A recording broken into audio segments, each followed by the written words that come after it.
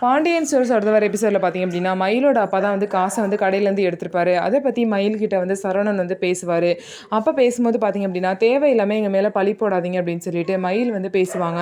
இது வரைக்கும் நீ செஞ்ச தப்பெல்லாம் வந்து உனக்கு தெரியாதா, நான் வேற பழி வேற போடுவான்னு சொல்லிட்டு சரவணன் வந்து சொல்லுவாங்க. இந்த விஷயத்தை நீயே போய் அப்பா கிட்ட சொல்லிடு அப்படின்னு சொல்லிட்டு சரவணன் சொல்லுவாங்க. அவர் முந்துறதுக்குள்ளே நம்ம முந்திக்கணும்னு சொல்லிட்டு மயில் வந்து பேக்கில் அவங்க ட்ரெஸ் எல்லாம் எடுத்துக்கிட்டு பார்த்தீங்க அப்படின்னா வீட்டை விட்டு வெளியே போகிற மாதிரி போவாங்க. அப்போ வந்து கோமதியும் பாண்டியனும் பார்த்துட்டு என்னாச்சு, என்ன பிரச்சனை அப்படின்னு சொல்லிட்டு கேட்பாங்க.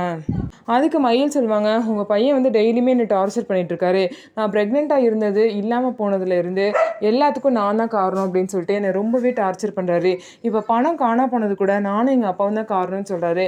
அதனால தான் இந்த வீட்டை விட்டு போகிறேன், நான் இனிமேல் வரவே மாட்டேன்னு சொல்லிட்டு மயில் வந்து ஓவராக சீன் கிரியேட் பண்ணுறாங்க. இதனால பாண்டியன் பார்த்திங்க அப்படின்னா சரவணனை கூப்பிட்டு வந்து கண்டிக்கிறாங்க. 3 பேரில் நீ ஒருத்தன் தான் ஒழுங்காக இருந்தால் நினச்சிட்டு இருந்தேன், ஆனால் நீயே இவ்வளோ மோசமாக நடந்துக்கிற, இனிமேல் அந்த பிள்ளை கூட எந்த பிரச்சனையும் பண்ண மாட்டேன்னு சொல்லிட்டு அந்த பொண்ணுக்கிட்ட சொல்லிவிட்டு பேகை வாங்கிட்டு உள்ளே கூட்டிகிட்டு போங்கிறாங்க.